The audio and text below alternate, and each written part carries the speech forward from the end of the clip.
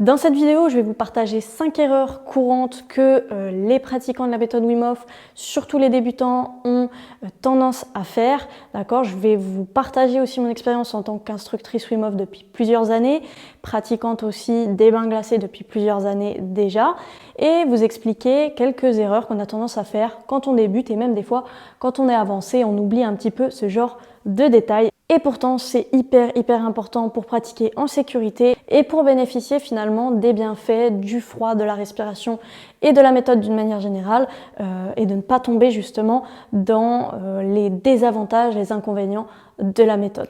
Première erreur courante qu'on a tendance à faire, surtout quand on débute, c'est de ne pas y aller étape par étape, c'est de brûler les étapes. La première des choses, c'est d'écouter son corps, d'accord, et de voir comment je peux amener un petit peu de la méthode dans ma vie sans que ce soit un trop gros choc, d'accord, sans que ce soit un trop gros stress qui finalement n'est pas adapté à mes capacités d'adaptation. Donc l'idée, c'est de commencer un petit peu à tester par exemple 15 secondes de douche froide après ma douche chaude, puis 20, puis 30 et augmenter progressivement. Et puis peut-être sortir avec une couche en moins dehors, peut-être commencer à essayer le bain glacé, mais peut-être juste le bas du corps, puis le haut. Et vous voyez vraiment y aller étape par étape pour éviter justement de se blesser, de s'épuiser ou voilà, de faire une erreur, on va dire. Donc y aller étape par étape, c'est super important. Et ça, il va falloir donc écouter son ressenti, ce qui rejoint mon deuxième point, c'est-à-dire que la plupart des débutants ne vont pas écouter leur ressenti, ne vont pas être dans l'écoute de leur corps, mais plutôt dans le challenge de dépasser par exemple le record du bain glacé. Par exemple, si on a un ami avec qui on vient pratiquer, ah ben tiens, je vais essayer de le dépasser. Comme en musculation, finalement, il ne faut pas mettre d'ego là-dedans. Il ne faut pas mettre d'ego dans la pratique de la méthode Wim Hof, dans le sens où on commence tous quelque part, et on ne peut pas être au niveau de quelqu'un qui pratique depuis des années. Et c'est là où c'est important de vraiment écouter son corps, ses ressentis, ses limites et savoir quand est-ce que c'est le bon moment pour sortir. De ne pas aller trop loin, au risque justement d'avoir les inconvénients de la méthode, c'est-à-dire épuisement, fatigue, etc. Ok, donc on écoute son corps, on revient à l'intérieur, on n'est pas dans quelque chose de, vous voyez, on ne veut pas battre des records, c'est pas le but encore une fois, c'est vraiment une expérience personnelle et presque spirituelle, j'ai envie de dire, donc on n'est pas là pour battre des records. Troisième erreur, ça va être tout simplement de penser que la méthode Wim Hof, c'est uniquement les bains glacés. La méthode Wim Hof, d'abord, c'est une combinaison de 3 outils, c'est-à-dire l'exposition au froid, la respiration et le pouvoir du mental. Et ces 3 outils-là, eh bien, c'est pas obligatoire, par exemple, que pour l'exposition au froid, ce soit le bain glacé. Ça peut être s'exposer au froid avec une douche froide. Ça peut être s'exposer au froid en sortant dehors moins vêtu.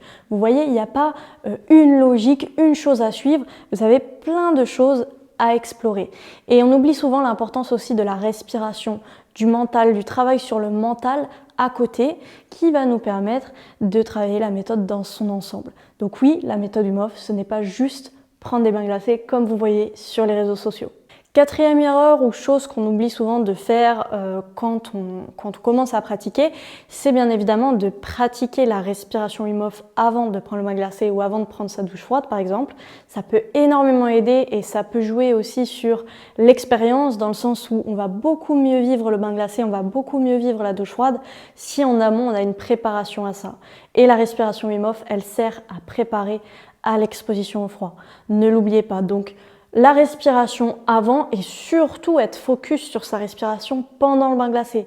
C'est pas juste je rentre dans le bain glacé, c'est bon, je suis rentrée. Non, tu vas être focus sur ta respiration de A à Z, vraiment le mental qui finalement est plus perturbé par toutes nos pensées du quotidien et qui est juste focus et aligné. Et la 5e et dernière erreur que beaucoup de personnes font, c'est de pratiquer constamment l'exposition au froid, dans le sens où ils surstimulent, on va dire, leur système d'adaptation, leur système immunitaire, leur système nerveux, et finalement, ils contrebalancent pas avec aussi de l'exposition au chaud ou tout simplement des douches chaudes, des bains chauds, etc., des saunas.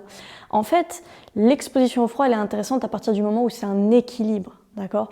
À partir du moment où vous savez résister au chaud, vous savez résister au froid et vous n'êtes pas constamment dans le froid à vous mettre constamment en t-shirt, constamment pieds nus. Non, l'idée c'est pas de faire ça parce que comme ça vous allez justement épuiser votre corps et aller bien au-delà de vos limites. L'idée c'est vraiment de s'écouter et d'être dans un juste équilibre.